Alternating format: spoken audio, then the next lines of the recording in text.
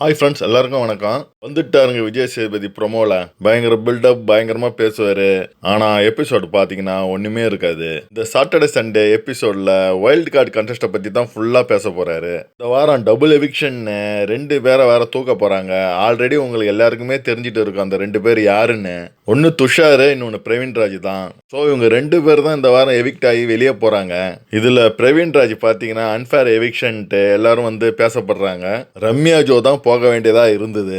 கடைசி நேரத்துல சில மாற்றங்கள்லாம் பண்ணி பிரவீன்ராஜை தூக்கிட்டாங்கன்னு ஒரு செய்தி. ஸோ என்னெல்லாம் நடந்ததுன்னு நம்ம பார்க்கலாமா? ஸோ பார்க்கறதுக்கு முன்னாடி பார்த்தீங்கன்னா சப்ஸ்கிரைப் பண்ணிடுங்க, லைக் பண்ணுங்க. லைக் பண்ணாமல் சில பேர் பார்க்குறீங்க. லைக் பண்ணாதாங்க மற்றவங்களுக்குலாம் சஜஷன் பண்ணும் வீடியோ. அதனால லைக் பண்ணிட்டு பாருங்க. வெள்ளிக்கிழமையே ஷூட்டிங்கை முடிச்சதுனால சனிக்கிழமை காலையிலே சீக்கிரமா ப்ரொமோ வந்துடுது. ஃபர்ஸ்ட் ப்ரொமோவை பார்க்கக்குள்ள போன வாரம் உள்ள வந்த வைல்டு கார்டன்ஸுக்கு செமையான ரோஸ்ட்டை கொடுப்பாருன்னு இந்த ப்ரொமோவை பார்க்கும்போதே தெரியுது. 4 வைல்ட் கார்டு கண்டஸ்டன்ட்ல 3 பேர் சிறப்பா விளையாடினாங்க. பிரஜன், சாண்ட்ரா, திவ்யா. அமித் அவருடைய தனி ஸ்டைல்ல காமா, யாரு கூட எந்த வம்பும் வச்சுக்காம தான் உண்டு தான் வேலை உண்டுன்னு போயிட்டாரு. இந்த 4 பேரும் பிக் பாஸ் வீட்டுக்குள்ள வரக்குள்ள 28 நாளா உள்ள இருக்கிறவங்க ஒன்னும் கிழிக்கல. அவங்க கேம் இப்படி மாத்த போறேன், அப்படி மாத்த போறேன். உள்ள விளையாடுறவங்க கிட்ட டிக்னிட்டி இல்ல, டெக்காரம் இல்ல, அது இல்ல, இது இல்ல, உள்ள போய் டோட்டலா சேஞ்ச் பண்ண போறேன் அப்படின்னு சொல்லிட்டு போனவங்க அவங்க சேஞ்ச் பண்ணாங்களா இல்ல சேஞ்ச் ஆனாங்களா அப்படின்றத தான் நம்ம பார்க்க போறோம் அப்படின்னு விஜய் சேதுபதி சொல்லுவாரு. இதே தான் போய் உள்ள இருக்கிற எல்லா கண்டஸ்டன்ட் கிட்டையும் இந்த கேள்வியை தான் கேட்கறாரு. அதுக்கு உள்ள இருக்கிற கண்டஸ்டன்ட் எல்லாம் ஒட்டு மொத்தமா ஒரே பதில தான் சொல்லியிருக்காங்க. என்னன்னு பாத்தீங்கன்னா, முதல்ல சபரி என்ன சொல்றாருன்னா, சாண்ட்ரா வந்த புதுசுல இப்படி இப்படி இப்படின்னு சொடுக்கு போட்டு வேகமா செயல்படுற மாதிரி காட்டினாங்க.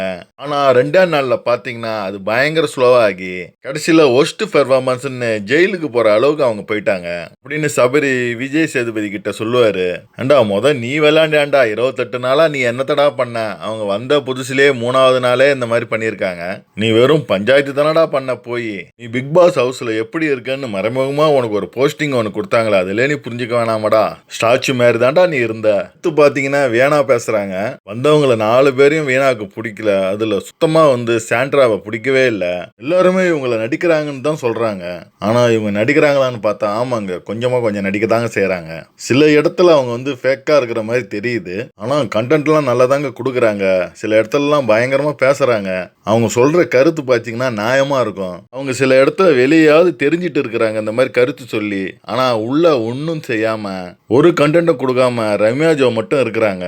அவங்களோட வியானா எவ்வளவோ தேவலாம். இவங்க என்ன சொல்றாங்கன்னா, ராக்கெட் மாதிரி ஸ்டார்ட் பண்ணாங்க சார் வந்தவங்க எல்லாரும். ஆனா போக போக அப்படியே புஷ்வான மாதிரி ஆயிட்டாங்க.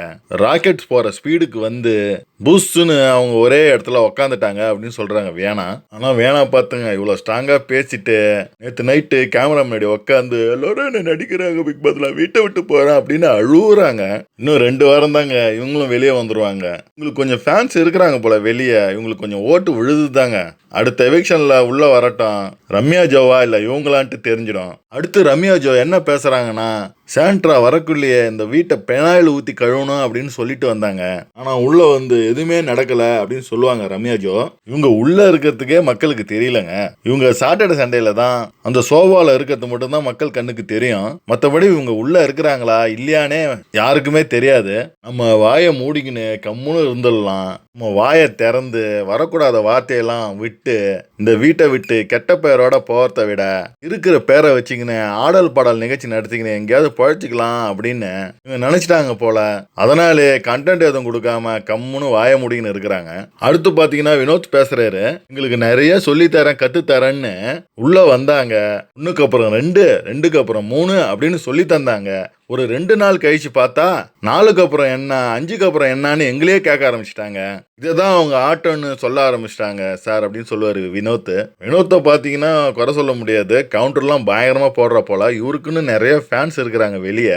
ஓட்டுகள் பார்த்தீங்கன்னா அதிக இடத்துல முதல் இடத்துலலாம் இவர் வந்திருக்காரு அதிக ஓட்டுகள் வாங்கி. இப்போ கூட அதிக ஓட்டுகள் வாங்கின லிஸ்ட்ல பார்த்தீங்கன்னா இவர் தான் டாப்பு. மக்கள் மனசுல வினோத் கொஞ்சம் இடம் பெற்றுட்டாரு. முக்கியமா அவருடைய காமெடி சென்ஸால கிட்ஸ் எல்லாம் பிடிச்சிட்டாரு வினோத். இவரு இன்னும் கொஞ்ச நாளைக்கு இருப்பாரு உள்ளன்னு நான் நினைக்கிறேன். ஆனா இவங்க வைக்கிற கம்ப்ளைண்ட்லாம் வைல்ட் கார்டு மேல ஏத்துக்கிற மாதிரி இல்ல. அப்படி ஒன்னும் டம்மியா விளையாடல இவங்க 3 பேரும். ஒரே ஒருத்தர் தான் வந்த உடனே விளையாடல, அவர் தான் நம்ம டம்மி பாபா அமித். மத்தபடி வந்த உடனே சிறப்பா விளையாடினாங்க 3 பேரும். என்ன கொஞ்சம் வாய் கொழுப்பா பேசிட்டாங்க, ஓவர் பில்டப்பா இருந்தது. அவங்க பேப்பரை கிழிக்கிறதும் அவங்க பேசுறதும் அதை வேணா வந்து மென்ஷன் பண்ணி சொல்லியிருக்கலாம். ஆனா நல்லா விளையாடலன்னு சொல்ல முடியாதுங்க. வைல்டு கார்டுல வந்த உடனே ஆட்டத்தை ஆரம்பிச்சவங்க இவங்க தாங்க. இருந்தாலும் வைல்டு கார்டு கண்டஸ்டன்ட்டுக்கு விஜய் சேதுபதியால ரோஸ்ட் இன்னைக்கு இருக்கு. ஆனா அவ்வளோ ரோஸ்ட் எல்லாம் இருக்காதுங்க. சும்மா மேலோட்டமா கேட்டுட்டு விட்டுருவாரு. ரொம்பலாம் எதிர்பார்க்க முடியாது நம்ம விஜய் சேதுபதி கிட்ட. ரொம்ப ரோஸ்ட் கொடுத்தாலும் அவங்க ஆட்டத்தை குறைச்சிக்கின்னு விளையாட ஆரம்பிக்க மாட்டாங்க. அதுக்கப்புறம் பார்வதி ஆட்டம் தான் அங்க பெருசா இருக்கும். அதனால விஜய் சேதுபதி அவர்கள் கொஞ்சமா ரோஸ்ட் கொடுத்து, வார்னிங் கொடுத்து, தட்டி கொடுத்து, உங்க போக்கிலே போய் அவங்க எல்லாரையும் அடிங்க அப்படின்ற மாதிரி தான் நம்ம விஜய் சேதுபதி இன்னைக்கு பேச போறாரு. பிரஜனை பாத்தீங்கன்னா கொஞ்சம் வருத்த எடுத்ததா தான் கேள்விப்பட்டேன். ஏன்னா கொஞ்சம் மிரட்டல் தோனியிலே அவர் பேசியிருக்காரு. திவாகர் கிட்ட தொடர்பத்தை வச்சுக்கின்னு பேசுறத கூட விஜய் சேதுபதி அவர்கள் மென்ஷன் பண்ணி கேட்டிருக்காருதா அரங்கிலிருந்து பார்த்தவங்க சொன்னாங்க. இந்த வாரம் பார்வதியை பெருமையா தான் பேசியிருக்காரு நம்ம விஜய் சேதுபதி. இருந்தாலும் ஒரு சில இடத்துல ரோஸ்ட் விட்டு தலையை குனிஞ்சு உட்காந்து இருப்பாங்க பார்வதி. அதையும் சில பேர் அரங்கத்துல பார்த்துருக்காங்க. அடுத்து பாத்தீங்கன்னா கமருதீன் பிரவீன் பண்ண பிராங்க பத்தி தான் பேசியிருக்காரு. நீங்க தான் பிராங்க் பண்ணுவீங்களாடா, நாங்க பண்ண மாட்டோமாடா அப்படின்ற மாதிரி ஒரு பெரிய பிராங்க நடத்திருக்காரு விஜய் சேதுபதி அவர்கள். கமருதீனுக்கு ரெட் கார்டு கொடுத்து வீட்டை விட்டு வெளியே அனுப்புற மாதிரி ஒரு சீனை போட்டு எல்லாரையும் பயமுறுத்தி கமருதீனுக்கு ரெட் கார்டை கொடுத்து வெளியே அனுப்புவார் விஜய் சேதுபதி. கமருதீன் ஐயோ விளையாட்டு விளையானதே அப்படின்ற மாதிரி திருன்னு முடிச்சுன்னு இருப்பாரு. கடைசியில பிராங்க், இந்த பிராங்க் பாத்தீங்கன்னா செமையா இருக்கும். இதை வந்து சாயந்தரம் ரசித்து பாருங்க. அடுத்து சாண்ட்ராக்கு சிறந்த குறும்படம் போட்டிருக்காங்க. கிட்டத்தட்ட ஒரு 15 நிமிஷம் இந்த குறும்படம் போட்டிருக்காங்க. சிறப்பா இருந்தது. எடிட்டிங்லாம் வேற லெவலா இருந்தது. விஜய் சேதுபதி அவர்களே இதை பாராட்டி பிளேயிங் கிஸ் எல்லாம் கொடுத்துருப்பாரு சாண்ட்ராக்கு. ஸோ அதையும் பாருங்க. விஜய் சேதுபதி அவர்கள் எல்லா கருத்துமே வந்து முன்வைத்து எல்லாத்தையுமே கேட்டுட்டாரு. இல்ல உங்களுக்கு ஏதாவது மாட்டு கருத்து இருந்தா மறக்காம கமெண்ட்ல கமெண்ட் பண்ணுங்க. நன்றி. அடுத்த வீடியோல உங்களை சந்திக்கிறேன். பாய்.